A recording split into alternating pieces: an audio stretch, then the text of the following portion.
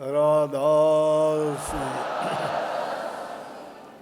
राधा स्वामी दयाल की दया, राधा स्वामी सहाय, राधा स्वामी। प्यारी साध संगतियों, बुजुर्गों, माताओं, बहनों, भाइयों, बच्चों, जितने भी आप सत्संग लाभ के लिए उपस्थित हुए हो, शांति से बैठ के सत्संग लाभ उठाएं। दिखाई देता है बहुत गर्मी है, संगत ज़्यादा आने की वजह से चाहे व्यवस्था बहुत अच्छी की गई है, फिर भी जब संगत ज़्यादा मात्रा में आ जाती है, हमारे अंदाजे से भी बहुत अधिक होने के कारण आपको धूप में बैठना पड़ता है। उसके लिए हम आपसे माफ़ी चाहते हैं। फिर भी आपको जहाँ कहीं पेड़ की छाया मिलती है आराम से बैठें, धूप में आपको कोई दिक्कत ना हो, गर्मी का टाइम है। ये बात एक अलग है कि आपका विश्वास, आपका अटूट प्यार आपको महसूस नहीं होने देता कि आपको गर्मी लगती है या कोई और परेशानी है। काफ़ी दिन के बाद इस सत्संग के लिए आप इंतज़ार कर रहे होते हो। चाहे अनेकों हमारे दूसरे सत्संग केंद्रों में वार्षिक भंडारे होते हैं, लेकिन ये कुछ खास ऐसे भंडारे होते हैं जिनके लिए सत्संगी बहुत ही ज़्यादा इंतज़ार करते हैं, और उनमें से एक ये गर्मी का सत्संग है। चाहे तो इसलिए ये कि इस सत्संग के बाद में 1-1.5 महीने की हमारी छुट्टी हो जाएगी। आप लोगों की होगी, मेरी नहीं। मैं तो फिर भी अपने दूसरे भाइयों में चला जाऊंगा, वहाँ पे सत्संग करने पड़ेंगे, लेकिन आपको थोड़ा बच जाना पड़ेगा, इधर उधर नहीं जाना पड़ेगा। अब भी पिछले दिनों बाहर के कार्यक्रम थे, ये बात मेरे संज्ञान में थी कि इससे पहले वाले रविवार को सत्संग हो जाना चाहिए था, जो पिछला रविवार था, लेकिन वहाँ कुछ एक आध घटना ऐसी होने के कारण 1-2 दिन का टाइम ज़्यादा लग गया, और इसलिए मैं उसको समय पर नहीं कर पाया। लेकिन आप सभी लोग सत्संगी हो, हर बात में शिक्षा, मालिक की मौज रजा, उसके हुक्म को देखा करो, समझा करो, वही सत्संग है। ये भी एक मौज थी कि आज के एक विशेष दिन पे ही सत्संग होना था। मैं तो चाहता था आज 10 की बजाय 12 तारीख का होना था, कि 12 तारीख का सत्संग करता, लेकिन हरिकेश कहने लगे लालची आदमी है, बोला जी छुट्टी तो 10 तारीख की पड़ती है, उससे पहले। मैं समझ गया इसने कॉलेज को से छुट्टी ना लेनी पड़े, इसलिए मैंने बिना इसके बताए 10 तारीख का रख दिया। मैं इसकी इच्छा 10 की है तो 10 का रख दे, लेकिन 10 तारीख का सत्संग रखा तो उसके बाद में सभी प्रकार के लोग हैं, लोगों ने अंदाजे लगाने शुरू कर दिए। 10 तारीख की तो अक्षय तृतीया है, और अक्षय तृतीया बहुत महान दिन है। अगर यूँ तो इतिहास में खोज के देखेंगे तो सारे के सारे दिन ही ऐतिहासिक बन जाते हैं।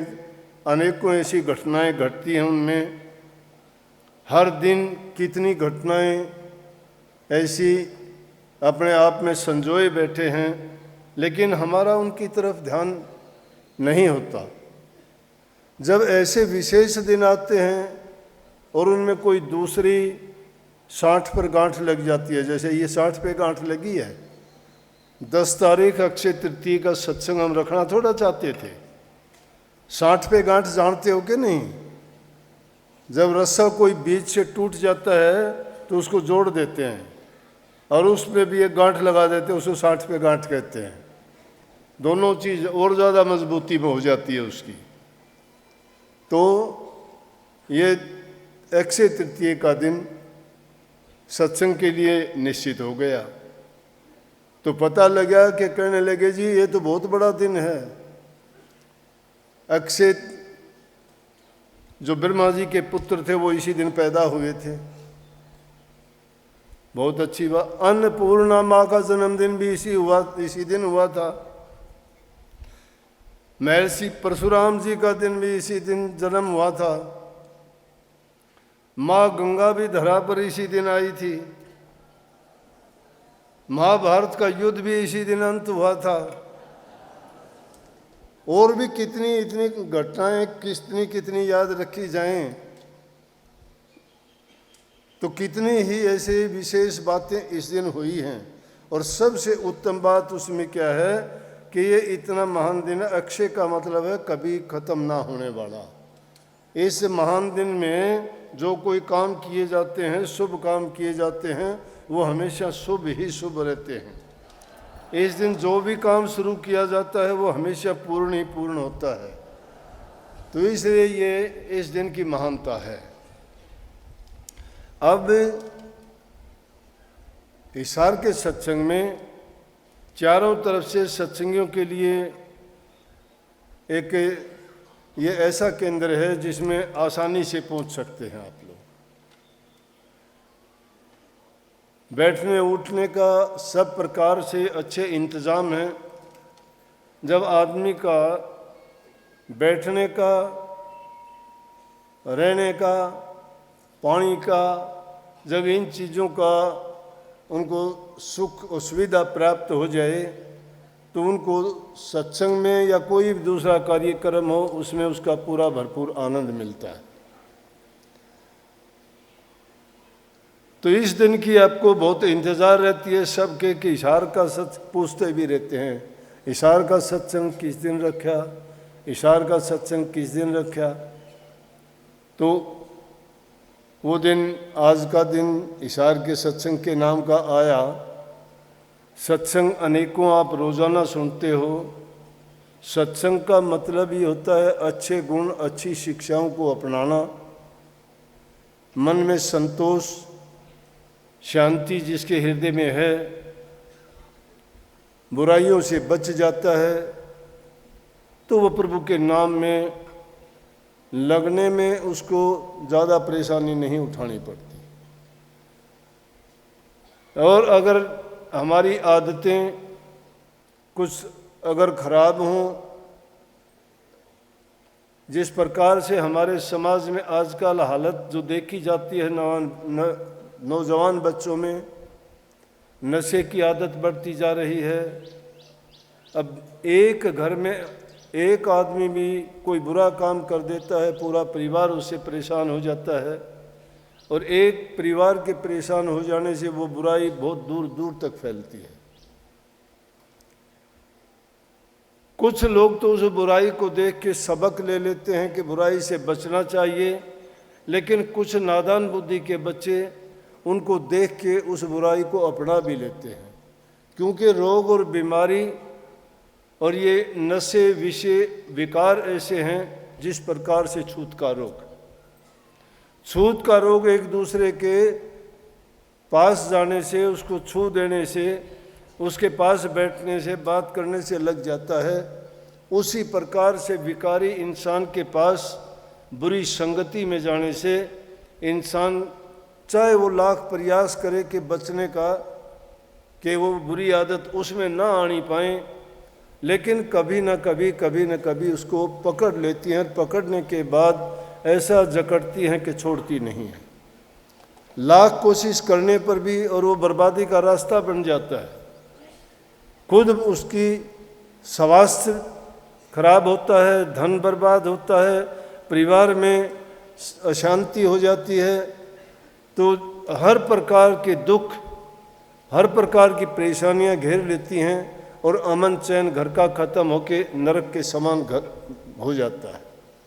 जिस घर में एक भी आदमी होता है, कितनी बहनों को, कितनी माताओं को कई बार उनकी हालत को देख के बड़ा दर्द होता है, बड़ी तकलीफ होती है कि वो बेचारी आके कहती है कि उसने घर का सब कुछ बेच डाला है। और कहता है कि मेरी तरफ से कुछ भी हो मुझे नहीं करना। छोटे छोटे बच्चे, उनके तन पर कपड़ा नहीं है, खाने को उनको क्या मिलता होगा। स्कूल में पढ़ाई के दिन है, उनको कहाँ स्कूल की सोच होगी। उनको अच्छे गुण जब अपनाने चाहिए, खेलने कूदने के दिन, उनके तंदुरुस्ती और स्वास्थ्य बनाने के दिन, जिस देश के बच्चों का लालन पालन सही नहीं होता, जिन जवान बच्चों को अच्छे संस्कार नहीं मिलते, जिन बच्चों को माँ बाप की तरफ से अच्छे गुण और शिक्षा नहीं मिलती, तो उस समाज का, उस देश का हाल क्या होगा। कोरी बातें अगर हम सत्संग की आपके सामने कहते रहें, कितनी लाखों की तादाद में आप लोग सुन के चले जाओगे, लेकिन कितने लोग उसको अपना पाओगे। और अपनाने के लिए कोई विशेष ग्रंथ, पुस्तक या मेरे वचन या दूसरे महापुरुषों के वचन की ज़रूरत नहीं है। अपने मन की सोच जब बदलोगे, आपको अपने हृदय में जब तक वो बात नहीं बैठा लोगे, जब तक उसको आप नहीं अपनाओगे, तब तक सब ये सुनना, सुनाना, कहना सब बेकार चला जाएगा। परंतु इंसान को ये नहीं सोचना चाहिए, अच्छी संगति करना चाहिए, बच्चों को अच्छी शिक्षा देनी चाहिए, अच्छे गुणों का हमेशा जब परिवार में बैठते हो, हर प्रकार से छोटी छोटी कहानियाँ, छोटी छोटी बातें जो हमारे समाज में घटित होती हैं, ग्रंथों में नहीं, हमारे समाज में रोज़ाना ऐसी ऐसी बातें होती हैं, बहुत होती हैं। और इंसान सोचते समझते भी भटक जाता है। 13वीं सदी में शेख शादी हुआ है, एक फ़कीर, बड़ा ऊंचा फ़कीर था, लेकिन उसकी अलग प्रकार की सोच थी। आडंबर से, पाखंड से बड़ी वो उनको नहीं पसंद करता था। नमाज पढ़ता था, अल्लाह में बड़ा विश्वास था, क्योंकि जो आदमी मुसलमानों में नमाज पढ़ते हैं वो अल्लाह में विश्वास करते हैं। हमारे लोग जो प्रभु के नाम में विश्वास करते हैं, भक्ति करते हैं, वो परमात्मा एक ही चीज़ है, अल्लाह ईश्वर तेरे नाम सबको सुमति दे भगवान। चाहे अल्लाह कहो, गॉड कहो, वाहि गुरु कहो, वो है, एक ही है, भाषा का फर्क है। वही सर्वशक्तिमान है, वही सबका पालन करता है, वही सृष्टि का रचयिता है। उसी की मौज, उसी की रजा और उसके हुक्म में चलना इंसान को जब आ जाए तो सब परेशानियों से बच जाता है। शेख सादी इस किस्म का था कि वो पाखंड को पसंद नहीं करता था, बड़ा विश्वासी था। सोचता था कि मालिक की जो रजा है, जो उसकी मर्जी है, वो बहुत अच्छी है। वो जिस हाल में रखता है वो बिल्कुल सही करता है।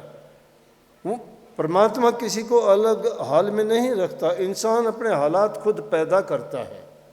गौर से सुनो मैं क्या कहता हूँ, इंसान अपने हालात खुद पैदा करता है। थोड़ी सी आफत आती है, डामाडोल हो जाता है, थोड़ी सी खुशी मिल जाती है, फूला नहीं समाता है। एक आदमी थोड़ा सा कुछ मिलने के बाद में अपनी अकल और बुद्धि खो देता है और उसमें अनाप शनाप वो काम करने भी शुरू कर देता है। जबकि इंसान हर चीज़ से संपन्न हो जाए तो उसको अच्छे और नेक काम करने चाहिए, लेकिन यहाँ इस माया देश में उल्टा काम है। जब हर चीज़ से हम संपन्न हो जाते हैं, फिर उल्टे रास्ते की तरफ चलते हैं।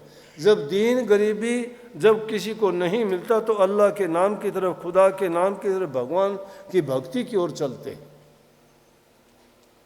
लेकिन कभी कभी अच्छा करते हुए भी आदमी की बुद्धि भ्रष्ट हो जाती है। तो एक दिन इतना विश्वासी आदमी होते हुए भी एक दिन जब नमाज पढ़ने के लिए जा रहा था, जाते जाते उसके ख्यालात में भी इसी प्रकार से कुछ बेचैनी हुई और अलग तरह के विचार पैदा हुए कि मालिक का ये कोई असूल थोड़ा है, कोई नियम थोड़ा है, किसी को गरीब बना दिया, किसी को कैसा बना दिया, कोई अगर है वो सब की देखता है तो उसको ऐसा नहीं करना चाहिए। अब प्रभु की बातों में इंसान कोई भ्रम पैदा कर ले तो मूर्खता के सिवाय कुछ भी नहीं है।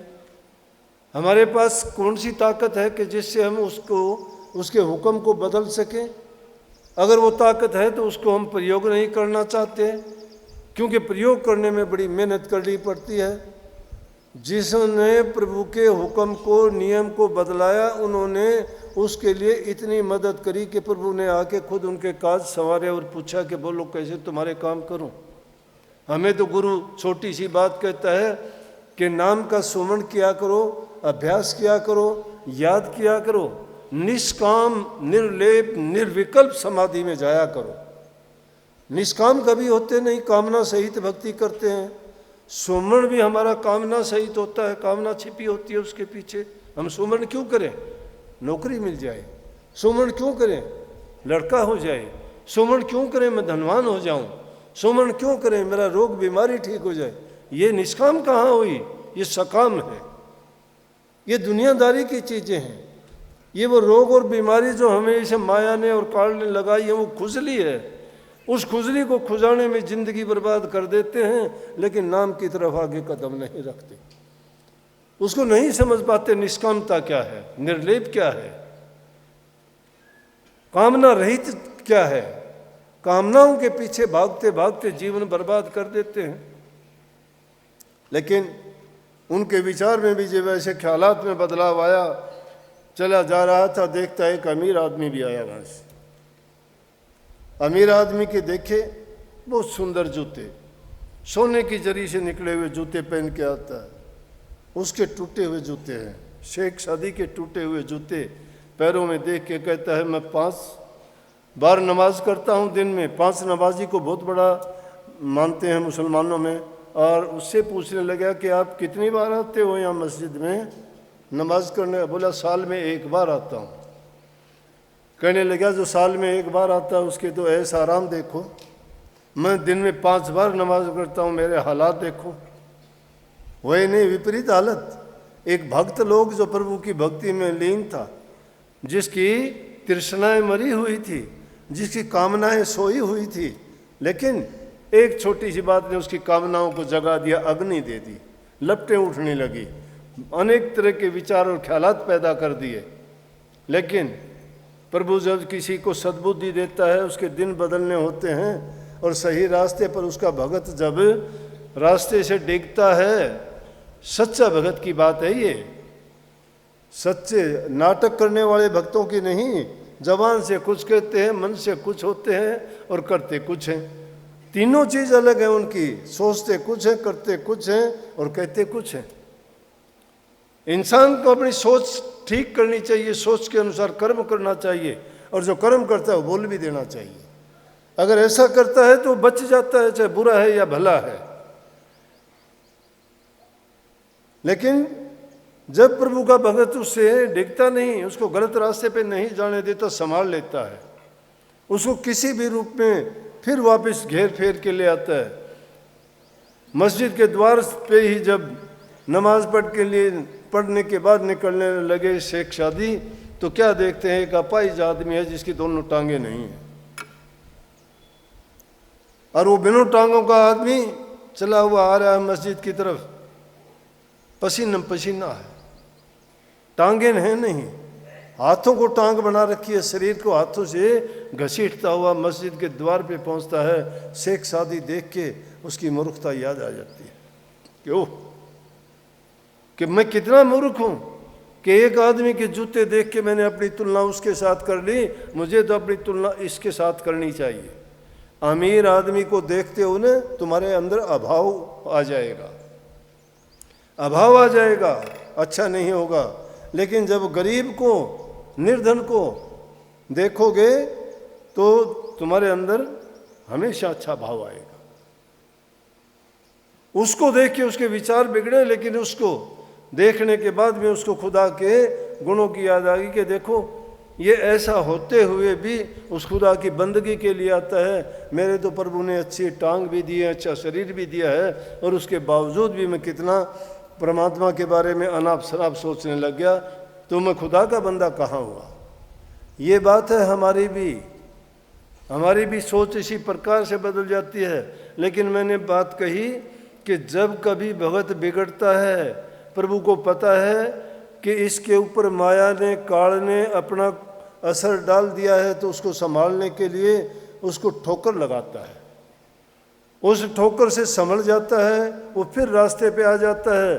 और जो ठोकर लगने के बाद सुधरता नहीं है, फिर भी अपनी अक्ल, अपनी बुद्धि, अपनी चतुराई, अपनी सोच में जो आदमी बड़ा बनता रहता है फिर वो गिरता ही गिरता चला जाता है, कभी उठता नहीं है। जिस प्रकार से नामदेव जी छेपी घर में थे, कपड़ों को रंगते थे, तो कपड़ों को रंगने के लिए नदी पर ले जाते, सिर पर गट्ठर बांध के ले जाते। उनको बड़ा दुख होता था, कष्ट होता था, वजन उठा के चलते, सारा दिन काम करते, पानी में उनको धोते, दोनों हाथ थक जाते थे पीटते पीटते उनको, क्योंकि उन पर रंग चढ़ाना होता था। फिर तो रंग चढ़ाने से पहले अच्छी तरह से उनको धोते थे, उनको लेके जाते। तो मन में सोचा एक दिन, लेकिन आला दर्जे के भगत थे। नामदेव की छान खुद भगवान ने आके छपाई, उनकी पत्नी ने उसके लिए उसके ऊपर सामान पहुंचाया कि इसकी टपरी को बनाओ। इसीलिए गाते हो ना कि नामदेव की छान छपा गया, धन्ना भगत का खेत निपजा गया, द्रौपद सुधा का चीर बढ़ा गया। क्यों बढ़ा गया? कितने बड़े भगत थे वो, उनकी आस्थाएं कितनी तकड़ी थी, उनके विचार कितने थे, उन्हें बेपरवाह होके, वो निष्काम था, उन्होंने कोई कामना रख के भक्ति नहीं की थी। उनको संतोष था अपनी टूटी हुई झोंपड़ियों में, उनको संतोष था अपने रूखे सूखे खाने में। उन्होंने अपनी तुलना इन दुनियादारों के लोगों की तरफ जो चिकनी चुपड़ी खाते हैं उनकी तरफ नहीं कहा था। उन्होंने तो शेख फरीद वाली बात पर अमल किया था कि रूखी सूखी खा के ठंडा पानी पी, देख फरीदा चौपड़ी मत ललचावे जी। दूसरी चीज़ों को देख के अपना जी मत ललचाओ, अपने संसाधन देखो, तुम्हारे पास कितने साधन हैं, उनमें तो तुम खुश हो कि नहीं हो। ये जब संतोष रूपी धन तुम्हारे पास आ जाता है तो सब धन फीके लगने लगते हैं।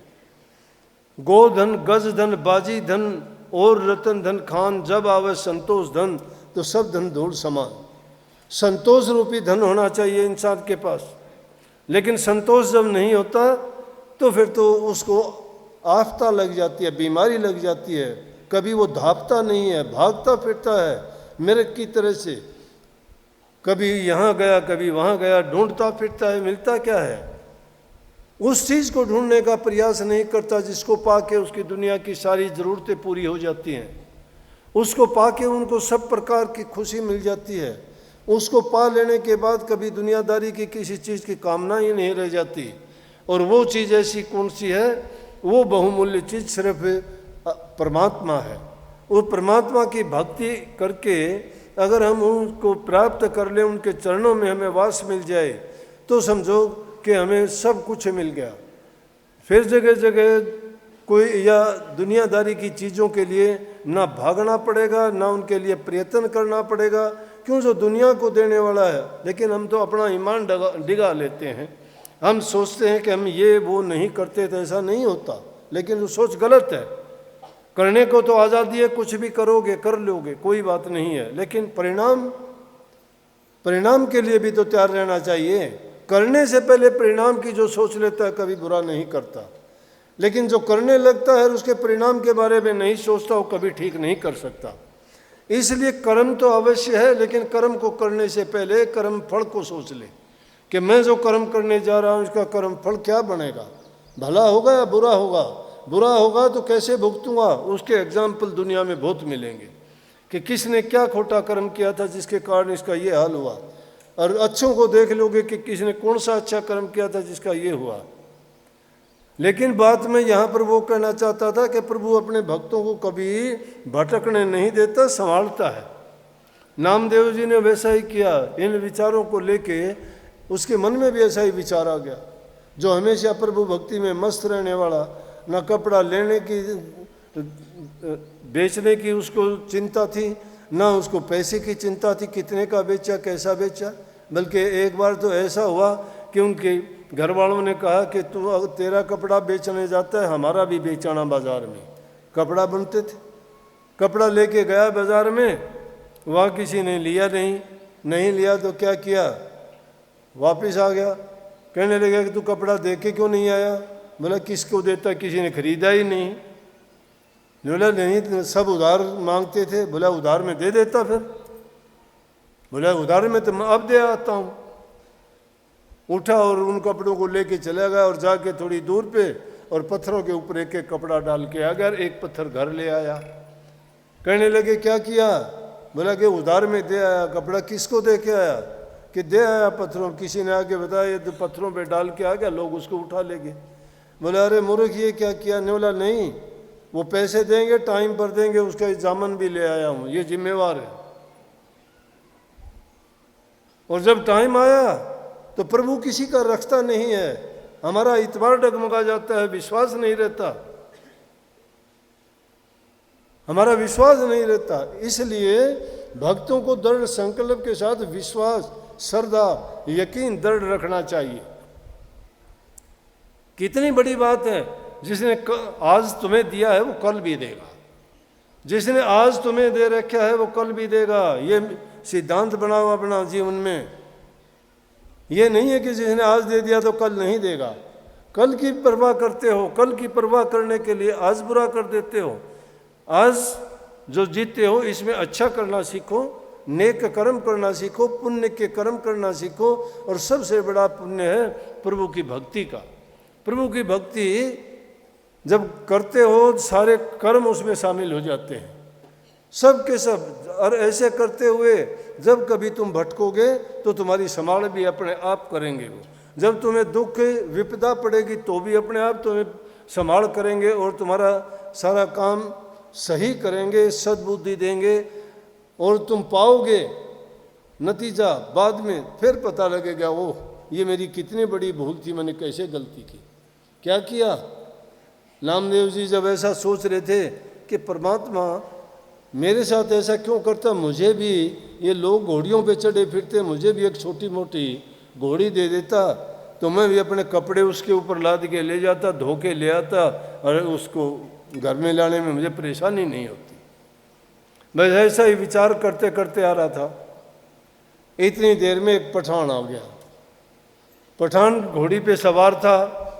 पठान की घोड़ी ने बच्चा दे दिया, बच्चा पैदा हो गया। पठानों का राज था। नामदेव को बोला ओए छिंबा इधर आ। गया, बोला कि हाँ जी बोलो। अब भगत तो बेचारे गरीब होते हैं, उनको कोई कुछ भी कह दे वो डरते हैं, ना उनमें कोई ताकत है ना कोई अहंकार है। उनके पास तो नम्रता, दीनता, अधीनता। और बड़े सादगी से बोले हाँ जी बोलो पठान साहब। बोला कि इस घोड़ी के बच्चे को उठा, आगे आगे होके चल। घोड़ी के बच्चे को उठा लिया बेचारे ने कंधे पे डरता हुआ। आगे आगे वो चलता है, पीछे पीछे पठान है। पठान कहाँ जाना है? वो बोला जी कहाँ लेके चलो इसको? बोला द्वारिका। द्वारिका? द्वारिका मुगल होके द्वारिका कहाँ ले जाएगा? द्वारिका तो हिंदुओं का धार्मिक स्थान है, वहाँ तो कोई ऐसा देखने में मिलता ही नहीं। वहाँ पठान कहाँ से होंगे? जब चलते चलते सोचता है प्रभु को, फिर कहता है हे मालिक कितना गलत किया तूने मेरे साथ। मैंने घोड़ी चढ़ने के लिए मांगी थी, तूने घोड़ी मेरे ऊपर बैठा दी। मैंने मेरे लिए सुख के लिए मांगी, तेने उल्ट बात सुन ली मेरी तो, कि देखो उल्टा मेरे ऊपर ही लदवा दी घोड़ी। लेकिन उल्टा ही ख्याल आ गया कि पठान और द्वारिका का क्या मतलब।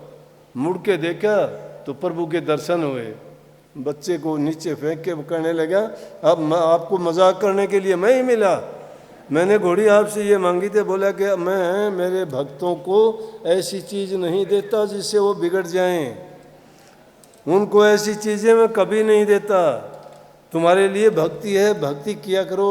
उस प्रभु के नाम पर इतबार और विश्वास करके जो इंसान पक्का और सच्चा होके लगता है तो मालिक उसके अंग संग रहता है। ये ना सोचो कि तुम्हारे अंदर विपत्ति आती है तो भी वो साथ होता देखता है कि इसके अंदर कितना मादा है, कितना बर्दाश्त करता है, ये कितना सहन कर सकता है, इसमें कुछ समझ आई है कि नहीं आई। ये अहंकार का काम करना ये तो दुनियादारी की चीज़ है। इस जीव को लूटने के लिए ये तो दोष काढ़ने ही लगा रखे हैं। कामी इसको बना दिया, क्रोधी इसको बना दिया, लालची इसको बना दिया, अहंकारी इसको बना दिया, तृष्णालु इसको बना दिया, इच्छाएं इसकी लगा दी, कामनाएं इसको लगा दी। उनमें बहकता फिरता है, कभी भरता ही नहीं है। और इन चीज़ों के पीछे भागता भागता अंत में हाथ कुछ नहीं आता है। खाली जेबें होती हैं, कफन में कोई जेब नहीं होती। ये दुनियादारी की लूट मचाते हैं ना, उनका कफन जाके देख लेना, ना कफन में जेब है, अगर हो भी की तो एक पाई भी उनके पास नहीं है, बल्कि कोई उसके ऊपर से भी फेंकता हो, देखता भी नहीं किसने क्या दिया है।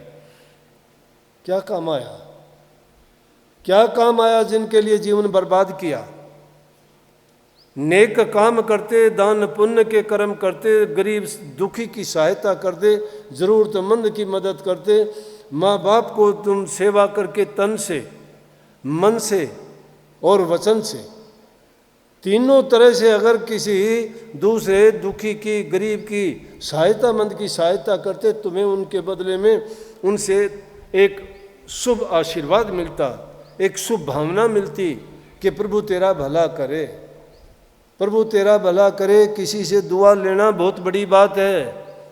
ये तुम रोज़ाना आशीर्वाद के लिए कहते हो ना, आशीर्वाद दे दो, आशीर्वाद के लायक बन जाओगे, तुम्हें आशीर्वाद देने की ज़रूरत नहीं, आशीर्वाद तो हमेशा तुम्हारे ऊपर बरसता रहता है।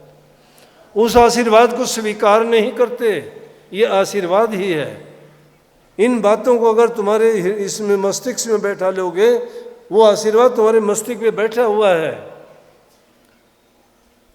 तो इसलिए उन वचनों को सुन के अपने हृदय में रखो ना।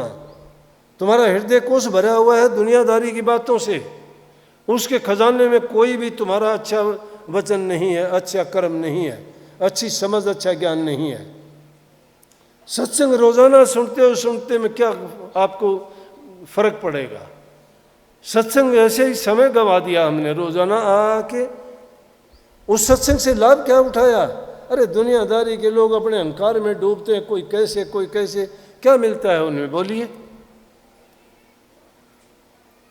बर्बाद हो जाते हैं छोटी छोटी बातों के लिए, छोटी छोटी जमीन के टुकड़े के लिए, 2 पैसे के लिए। उन आदमियों को इस प्रकार से बर्ताव करते हो जैसे मिट्टी की मूर्तियों से बर्ताव करते हो। परमात्मा की बनाई हुई मूर्तियों को तोड़ने का प्रयास करते हो, सुख कहाँ से होगा। उस शक्तिवान की चीज़ों को जब बर्बाद करोगे तो क्या वो आपको बख्श देगा, क्या सुख देगा। दुनिया की नज़रों से बच जाओगे, क्या उसकी नज़रों से बच सकते हो। उसकी लाखों आंखें हरदम हमें देखती रहती हैं, किस जगह पाप करोगे, किस जगह क्या गलती करोगे, किससे छिपाओगे। इंसानों से छिपाओगे, दुनियादारी से छिपा लोगे, क्या परमात्मा से भी छिपा लोगे क्या। किसी का हृदय मत दुखाओ, सबसे बड़ा धर्म है, सबसे बड़ा धर्म यही है।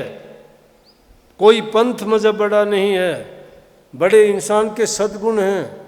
जिसमें वो सद्गुण नहीं है, जो दूसरे की भावनाओं को नहीं समझता है, अपने वचन से किसी को तकलीफ देता है, तन से किसी को परेशान करता है, मन में किसी के प्रति दुर्भावना रखता है, तो समझो कि उसके पास पल्ले कुछ भी नहीं है।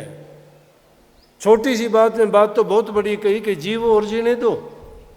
कितनी अच्छी बात है, जीवो। तुम्हारा अपना जीवन है, आप अपने हिसाब से जीवो, उसको अच्छी तरह जीवो। किसी के रास्ते में तुम बाधा ना बनो, तुम्हारे रास्ते में कोई बाधा नहीं बनेगा। किसी के साथ बुरा ना करो, तुम्हारा बुरा करने वाला पैदा नहीं होगा। अगर वो करेगा तो उसको उल्टा उसी को मिलेगा सजा, तुम्हें नहीं मिलेगी। आजमा के देख लेना। अगर तुम्हारा कोई बुरा करता है, तुम तो सोचते हो कि मैं इसने ऐसा कैसे बोल दिया।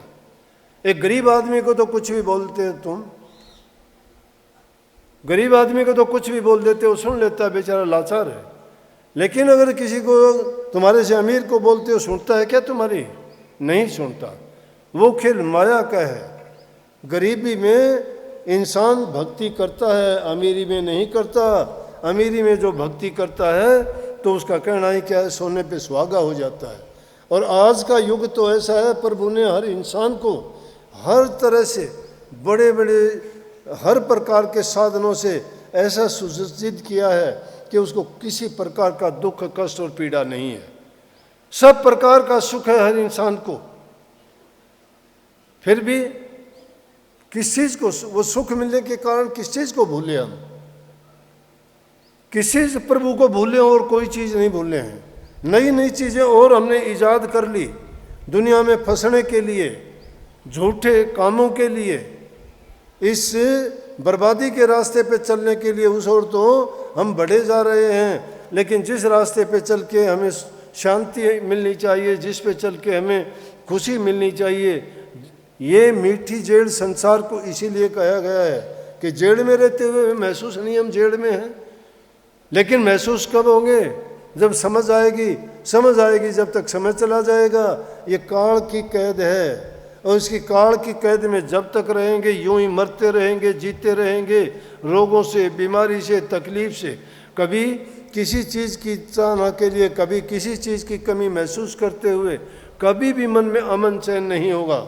धन होगा तो धन के कारण दुखी रहोगे, निर्धन होगे तो निर्धन होके दुखी रहोगे, संतानहीन होगे तो संतान के लिए तड़पोगे, ज़्यादा संतान वाले होगे तो संतान ही तुम्हें दुखी कर देगी। कितने लोग आके कहते घर से निकाल दिया हमें।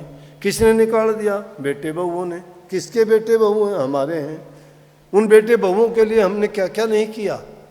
झूठ बोली, कपट किया, धोखा किया, चोरी की, दुनियादारों के, दूसरे लोगों के साथ धोखा करते रहे, और वो पाप का घड़ा तो हमारे सिर पर धर लिया, और उसका तो नतीजा कब मिलेगा उससे पहले ही हमारी संतान ने नतीजा देना शुरू कर दिया।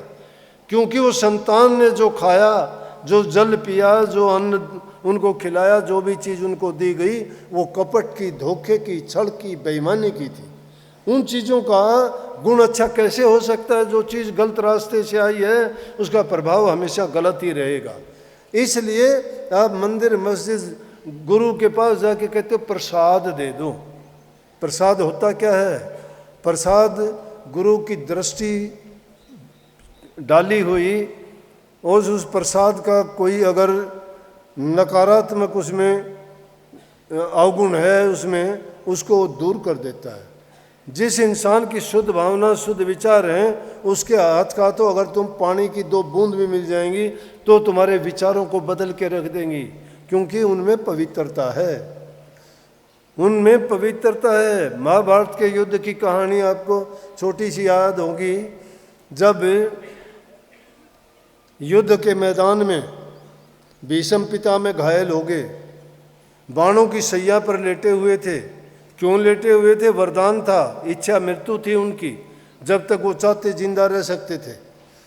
जब उन्होंने सोच लिया कि बाणों की सैया पर हूँ, शरीर में बहुत कष्ट है, उन्होंने पांडवों को, कौरवों को बुलाया। पांडव तो सारे खत्म हो चुके थे, और उनको बुला के कहने लगा कि आओ युधिष्ठिर, मैं तुम्हें धर्म नीति समझाता हूँ। धर्म नीति, धर्म नीति का मतलब वो सत्संग जब भी था, वो सत्संग धर्म नीति ही है, जिसमें धर्म की बातें बताई जाएं, जिसमें गुण भरी बातें हों, जिसमें इस जीव के कल्याण और हित की बातें हों, जिससे ये जीव दुनियादारी के प्रलोभनों से बच के प्रभु की भक्ति की ओर बढ़ सके, वो धर्म नीति कहलाती है, वो धर्म कहलाता है। तो कहने लगा आओ तुम्हें मैं धर्म नीति समझाता हूँ। युद्ध नीति खत्म हो चुकी, अब धर्म नीति सब समझाने लगे। उस टाइम में जब उन्होंने बोलना शुरू किया कि इंसान को ये करना चाहिए, ये नहीं करना चाहिए, द्रौपदी वहीं थी। द्रौपदी कहने लगी, हे पितामह, आज बड़े धर्म की बात करते हो, आप बड़ी ज्ञान की बातें समझाते हो, आप उस दिन कैसे भूल गए थे?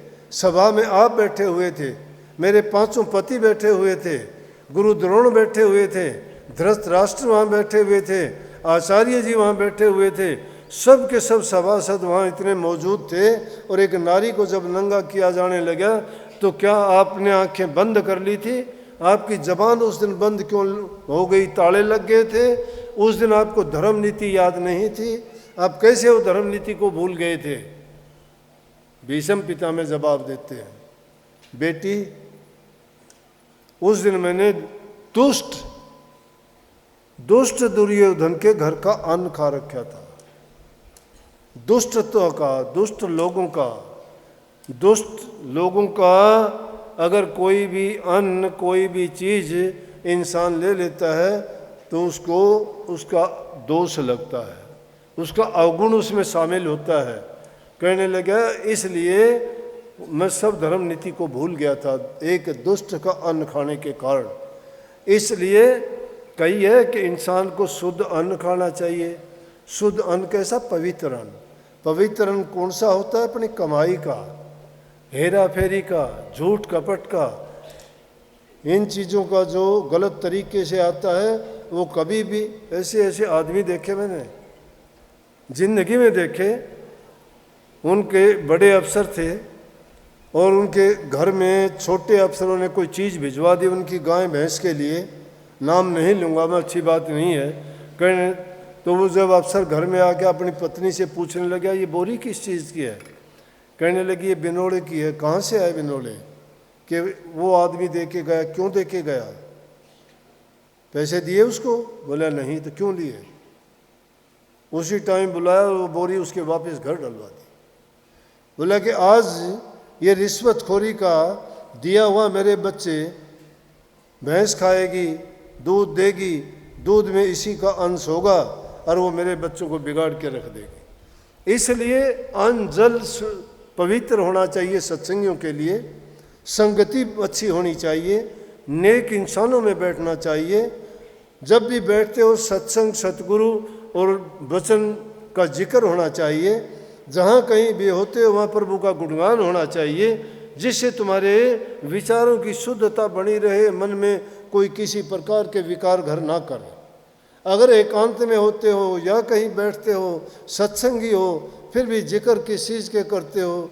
उल्टी सीधी बातों के जिक्र करने में क्या फ़ायदा?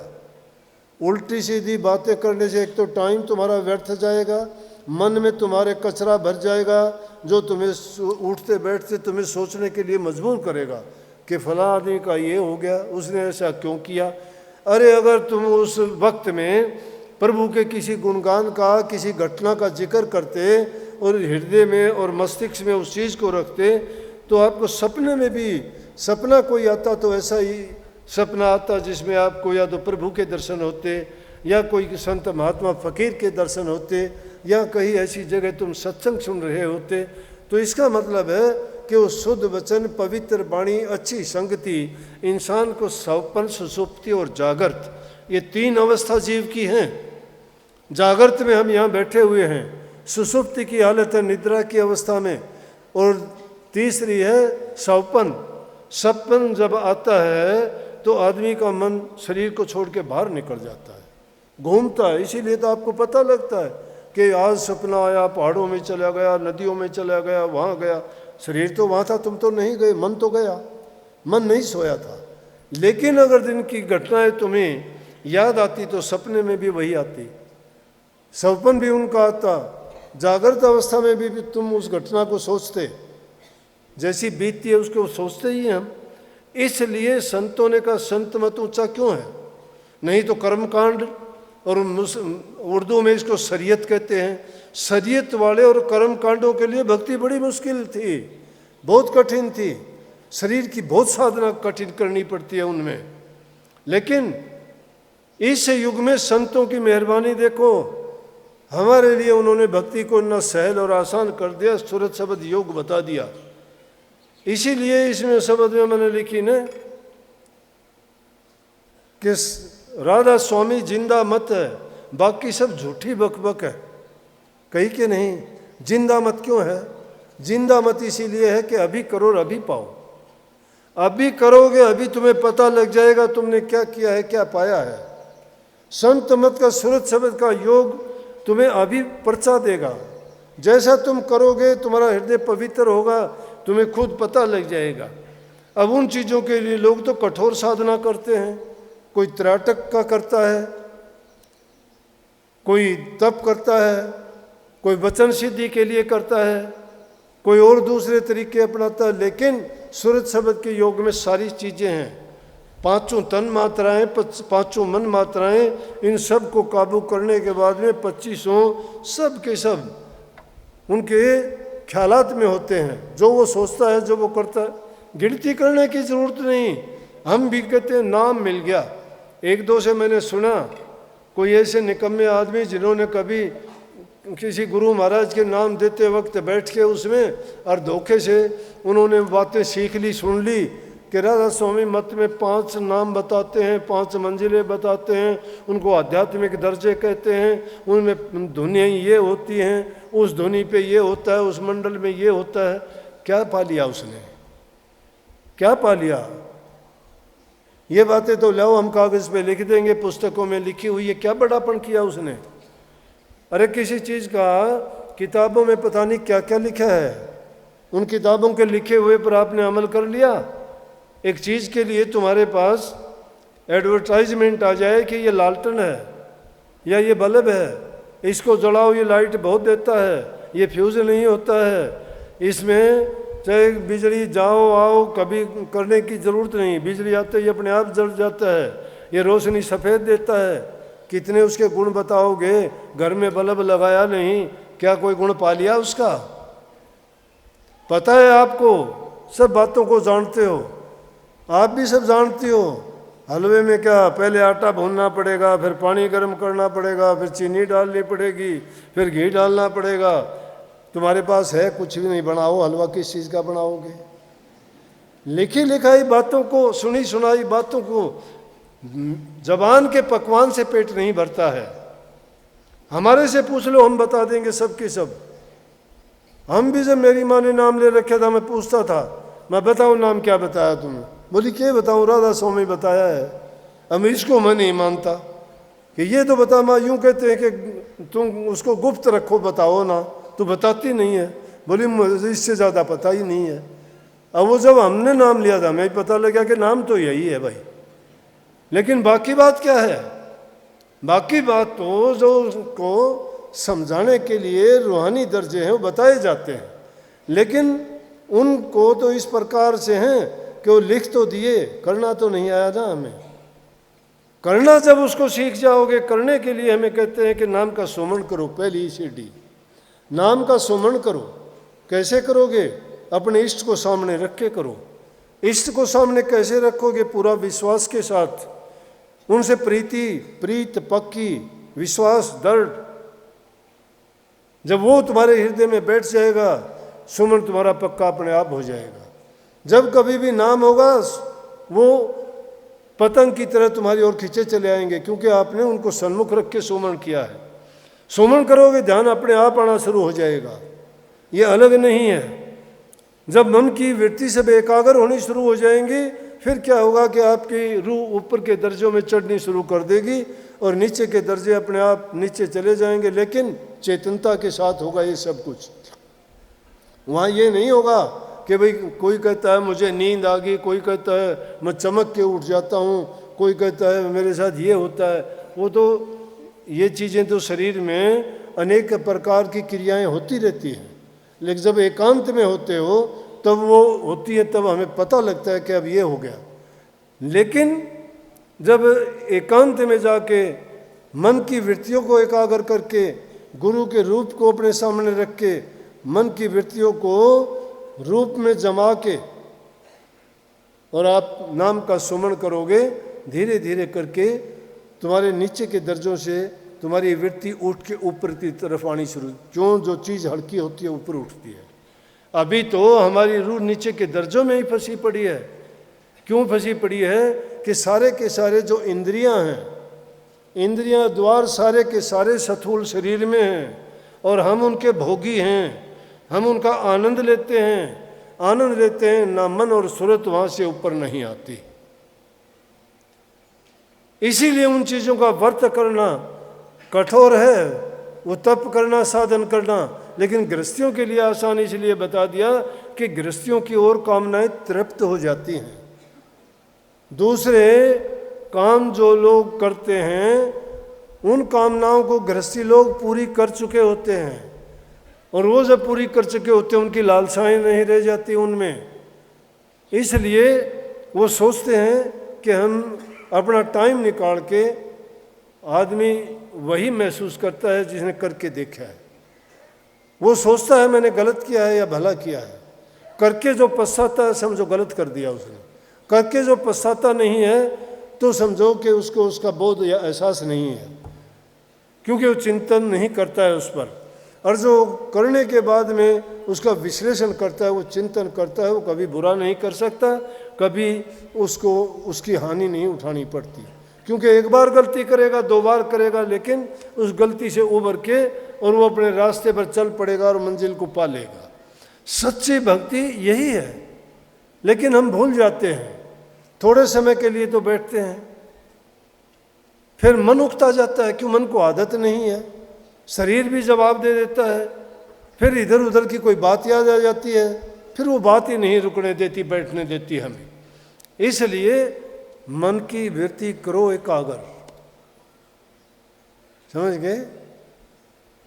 मन की वृत्तियों को एकाग्र जब करोगे तो सुरत ऊपर चढ़ेगी, नहीं चढ़ेगी। ये बातें और हैं सारी, ये बातें इसलिए हैं ताकि हमें समझ आ जाए कि वो बातें तो जीवन में होती रहेंगी, होंगी, लेकिन उन बातों को, उन कर्म को भी हमें सोच के करना चाहिए कि उसके कर्म करने से कोई ऐसा कर्म ना बढ़ जाए कि जिसके कारण हम विचलित हो जाएं, हमारा मन उसको आदत ना बना ले, और वो आदत बन जाएगी तो आदत छूटनी कठिन हो जाएगी। इसलिए हमें अपनी आदत क्या बनानी चाहिए? प्रभु के नाम में वृत्ति लगाने की आदत बनानी चाहिए, हमें उस सत्संग की ओर जाने के लिए बढ़ानी चाहिए। प्रभु ने पांव दिए हैं कि हम सत्संगों में जाएं, मंदिरों में जाएं, गुरु दर्शन के लिए जाएं। हाथ दिए हैं सेवा करने के लिए दिए हैं, आंखें दिए हैं दर्शन करने के लिए दिए हैं, कान श्रवण दिए हैं ये नेक और शुद्ध वचन प्रभु की कीर्ति, उनका गुणगान सुनने के लिए, और जबान गुणगान गाने के लिए दिए गई हैं। ये निंदा चुगली करने के लिए जबान नहीं है, उनमें तो व्यर्थ पाप कमाना और अपने हृदय में बुराई भर लेना है।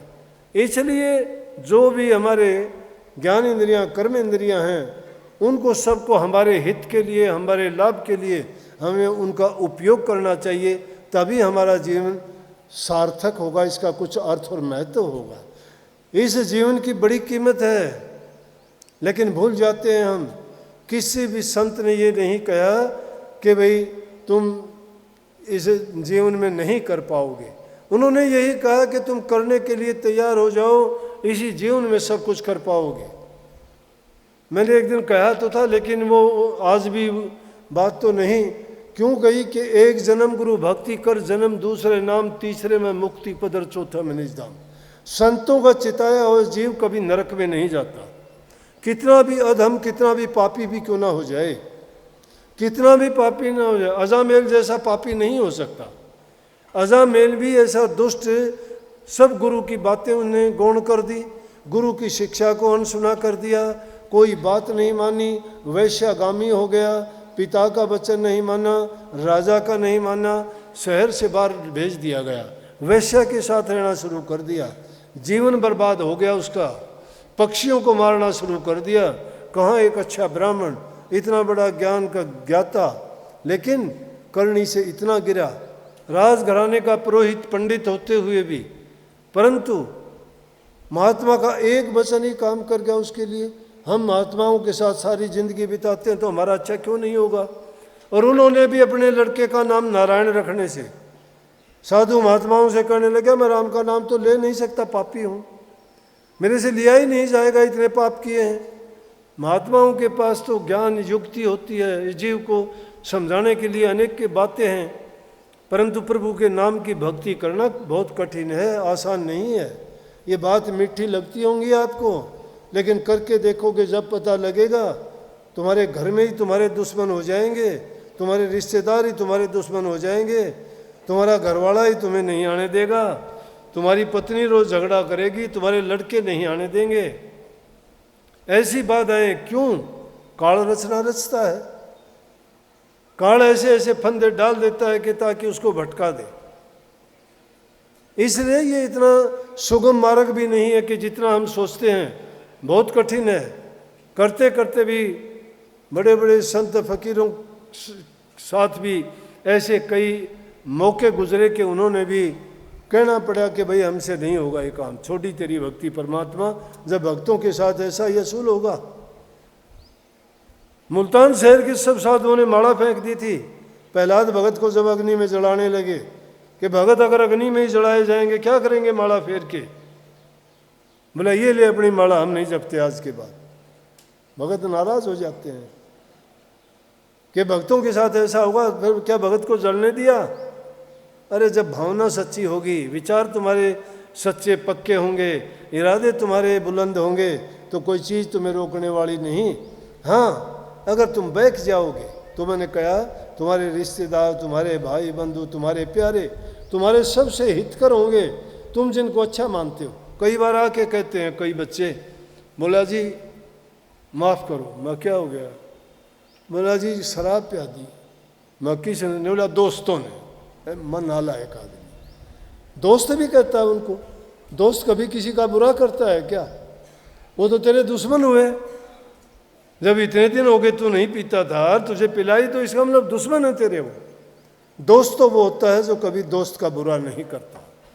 हमारा अपना कौन है जो हमारा भक्ति में साथ दे, जो हमें हौसला दे कि रास्ते से भटक ना जाना। कोई बात नहीं, बाधाएं आती रहती हैं। इसलिए सतगुरु को सच्चा साथी, सच्चा सखा, पिता, माता, माँ, पत्नी, सब कुछ तो गुरु ही है। गुरु नहीं भटकने देता। गुरु को लालच नहीं है हमसे, गुरु को स्वार्थ नहीं है। फिर गुरु को याद क्यों नहीं करते? जो तुम्हारा इतना हित चाहता है उसकी बात निस्वार्थ है, निष्कपट है, निश्चल है, निर्लेप है, कल्याणकारी है, हितकारी है, गुणकारी है। इसलिए गुरु की पूजा, गुरु की कर हरदम पूजा, गुरु समान कोई देव ना दूजा। गुरु के समान दूसरा कोई देव नहीं है। इसलिए पूजा की कहिए। कभी सोचो हाँ उस आदमी की पूजा करेंगे, वो तो हमारा नहीं। आदमी होगा किसी के लिए, हमारे लिए गुरु है। हमारे लिए गुरु है। उसने हमें बुराई से बचा दिया, सही रास्ते पे ला दिया। हमारी परेशानियां जिसने उठा ली, या ऐसा कौन कर सकता है? हमारा हितकारी कौन है? या तो परमात्मा कर सकता है, परमात्मा की बात कर सकता है तो गुरु कर सकता है। पिता भी अगर 3 बच्चे होंगे तो भेदभाव कर देगा,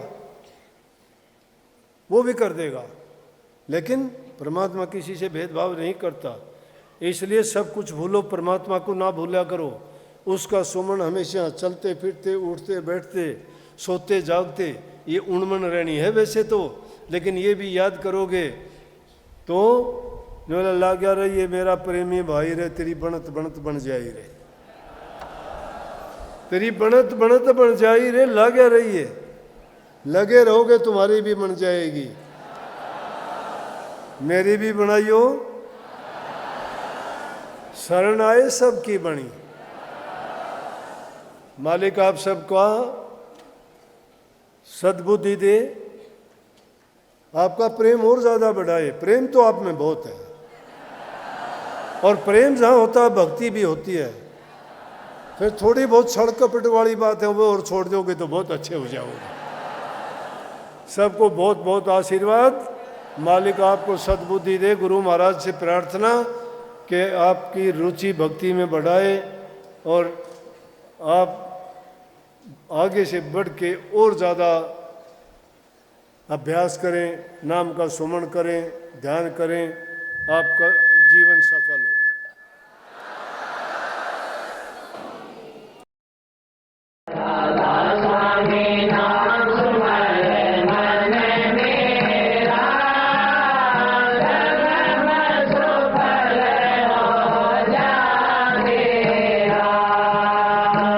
हमारे संत वाणी चैनल को सब्सक्राइब करें, वीडियो को लाइक करें, शेयर करें और हाँ, बेल आइकन पर क्लिक करना बिल्कुल ना भूलें ताकि हमारी किसी भी वीडियो की सूचना सबसे पहले आपको मिले।